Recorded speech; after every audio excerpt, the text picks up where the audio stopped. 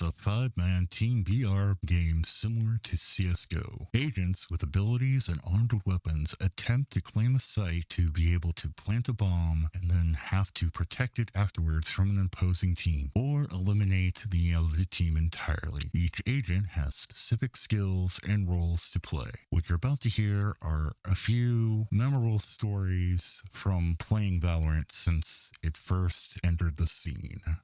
So let's start off with the first story. Anytime a game requires a username, I usually use my username and put 1971 at the end of it, because usually it's not taken or it makes it really easy for me to get the username that's before it. But in recent years, I've had to remove the 1971 because it has become a deterrent. Others on a team, whether it is Valorant, Apex Legends, or Call of Duty, due to the fact that the number is the year I was born, I get told that, you're too old to play video games, or, oh great, we're gonna have to carry the old guy. Assumptions are always made that I have no idea how to play due to my age, but always end up proving them wrong. I'm not the greatest in skill, but I can contribute where needed. One of my first games when Valorant came out, I played an unranked because we're all playing unranked because we're trying to learn the dang game. And two of my teammates, one of them mentioned that he saw my username and then proceeded to all F4 with their other person that they queued in with. Just due to the fact that they saw the 1971, they were like, oh great, you're an old guy, I don't feel like playing, and then they quit. We tried to play with 3 people, so it was a 3v5, but the game ended up being a loss because eventually my other teammates decided just to surrender out, even though I wanted to stick it out and play the game so that I could learn it. Time for story number 2. A few games later, within the same kind of 24-hour, 48-hour period of the beginning of the game being out, I had an interesting interaction with an opposing team. While this is still the beginning of Valorant and everyone's trying to figure stuff out, I played a lot of unranked to help learn the game, the maps, and the agents, just because, that's how my brain operates. After the first 5 rounds, 2 people quit. We tried to run 3v5, but the other 2 teammates that we had decided they would just leave. So now it's 1v5, and the other team was kind of taunting me, kind of trying to be like, hey, you're the last one, could you just forfeit so we can continue on? And I explained to them, hey, this is unranked. If you want to get out, then you forfeit. I'm going to keep playing because I'm trying to learn the map, I'm trying to learn the agents and whatnot. And the other team kind of went, fine, we'll teach you how to play the game. But they weren't aware of my background as far as playing other games of this nature, like CSGO, Call of Duty, Apex Legends, those kind of games. So we would start a round and the other team would just go full force, not even actually play any kind of form of objective play, and just go right after me. I would kind of hold up my own every once in a while. I'd kind of get 2 of them before they'd overrun, but we got to the final round. They obviously won because it was 1v5, but before they decided to end the game, they were like, hey, we just wanted to say that, we kind of respect you, that you stuck it out, and everything was good to go. So they ended up giving me friend requests, and they're on my friends list now. So in the end, you can really change people's minds as far as how to treat people in a game very easily by just kind of being polite and courteous.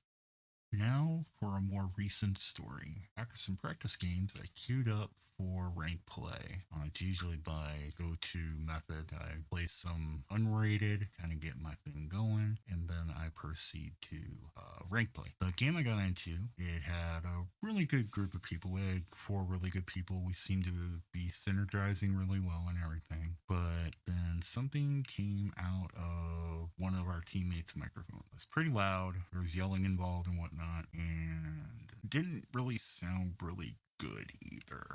So, a few rounds after this, the player confessed that she was having issues with her boyfriend. He had basically been cutting her off from all the people that she knows in real life, and then proceeded also try to cut her off from playing things that interact with quote-unquote boys. like Valorant. But Valorant is the only thing she felt she could be able to get on and talk to anybody and be able to do anything. We later found out that she wasn't supposed to even be on the game either. The boyfriend didn't want her anywhere on anything to, quote unquote, contact guys. I asked her if he had done anything else, and my teammates cued in as well, asking a lot of questions and whatnot. And then we started to get to a point where I think she just decided that why not? A bunch of strangers on the internet, what could it hurt? So she kind of started telling us and actually started telling us what was going on between her and her boyfriend. It kind of turned into a therapy session more than a game. Granted, we were still focused on the game, but we all kept asking questions, trying to give advice and whatnot. And in the end, we tried to help her out and everything.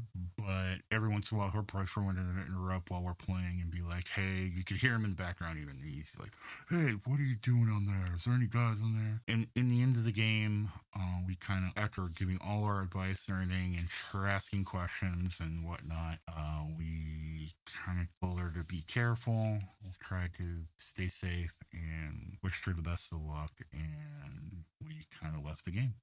So, what have we learned from these stories? First of all, we've learned that there is some form of prejudice just naturally in the gaming world that kind of surprises me because it wasn't always like this. There was a time where gaming was just gaming, where you got together with your friends, didn't matter who they are, what they are, who they slept with, or anything like that. It was just a group of people getting together and enjoying a game. But unfortunately, due to gaming progressing further and further and social media and whatnot, it has made it more readily available to target people for hate and prejudice, especially in the gaming sphere. And I feel like we probably need to get away from that a little bit and look at the more of the other side of gaming, of the simple fact that gaming is there and always has been there as an escape and as a way to have fun and hang out with others with a like interest. One of the other things we learned from story number 2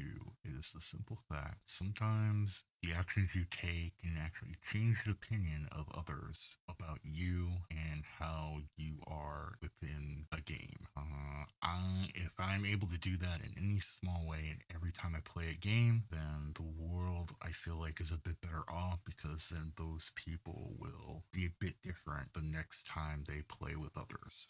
The biggest takeaway you can take from the last story is that gaming is not just an escape for people, but a way to figure things out in real life. By being able to talk to others that are outside of the situation, that is the problem for you, which is why you are playing video games. Gaming has always been this way since the beginning. People have been looking for people who are out of the situation that they're currently in, looking for some form of direction or opinion or some kind of resolution. And that is one of the very few aspects of gaming that I have not seen kind of highlighted within the gaming sphere in the last probably like 10 years. If you've made it this far, thank you for making it to the end of the video, and hope that the next time you start up a game or go into a lobby or join a server, remember everyone is there to have fun, to unplug from real life for even a few moments, or looking for someone to just simply talk to get a little help.